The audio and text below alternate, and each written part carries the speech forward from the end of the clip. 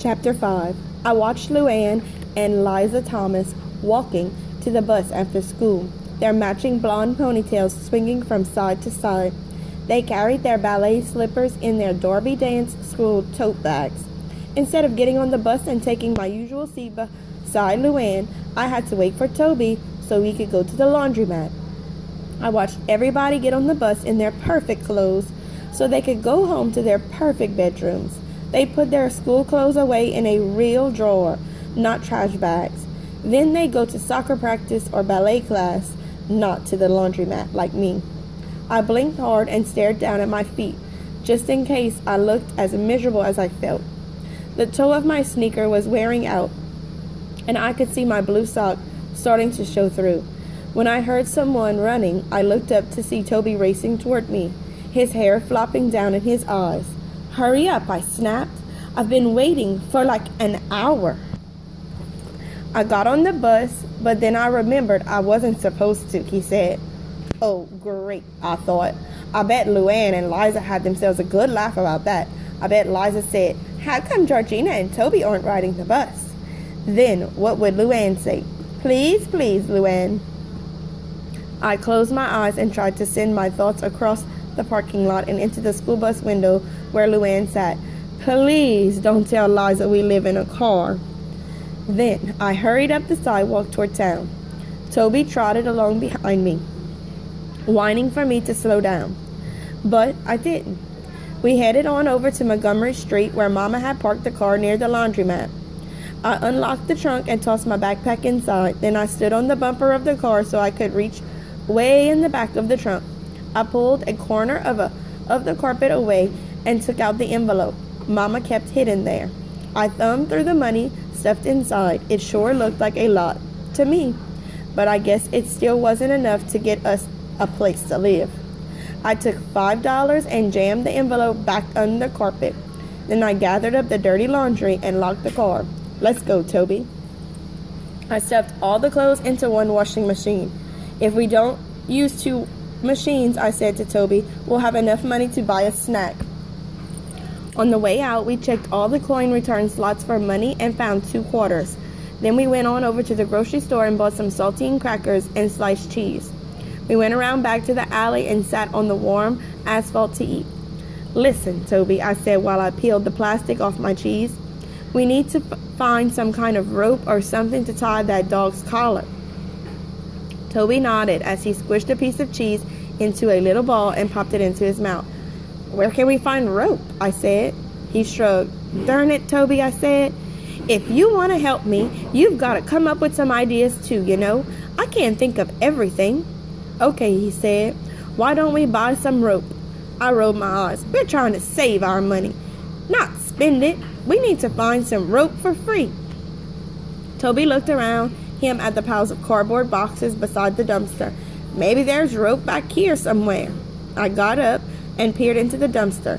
Just more cardboard boxes. "Nah," I said. "I think we're going to have to wait till trash pickup day.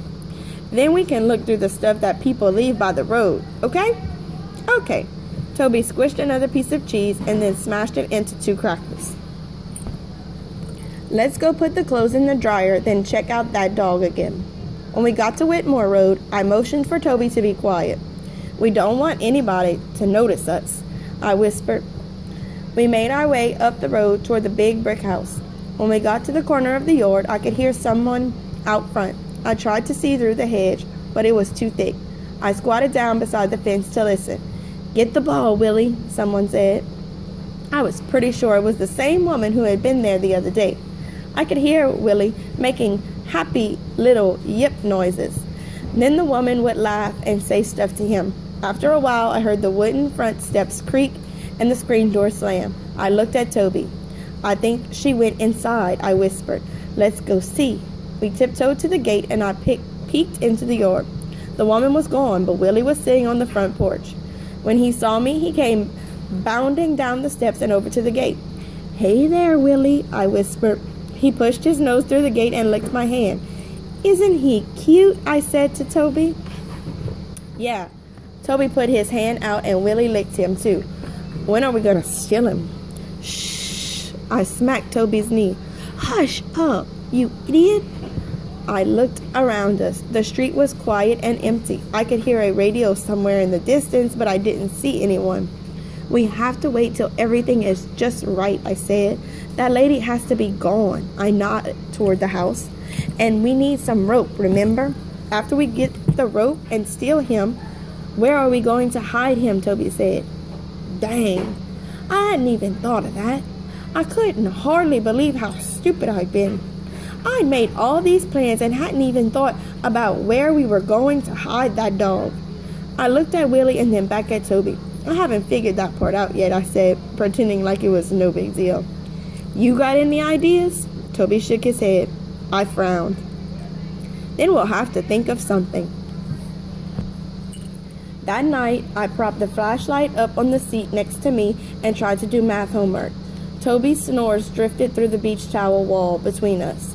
I used to be good at math, but it seemed like now I wasn't.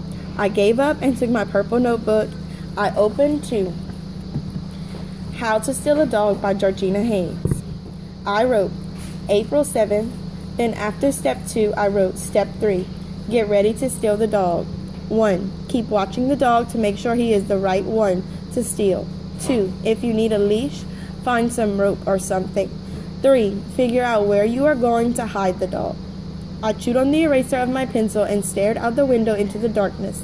Number 3 was a big problem. I wish I could ask Luann to help me. She always had good ideas about stuff. I looked down at my notebook again. I guess I was just going to have to figure this out by myself, unless some miracle happened and Toby got an idea. I closed the notebook and watched the moths fluttering around the street light outside the window. Maybe stealing a dog wasn't such a good idea after all. I propped my feet up on the seat in front of me and frowned at my bare toes. My party girl pink nail polish was wearing off, and I didn't have any more. I guess it got tossed out with all my other stuff. We can't take everything, Georgina, Mama had hollered at me when Mr. Dieter kicked us out. 1 bag, she had said in a mean voice. That's it.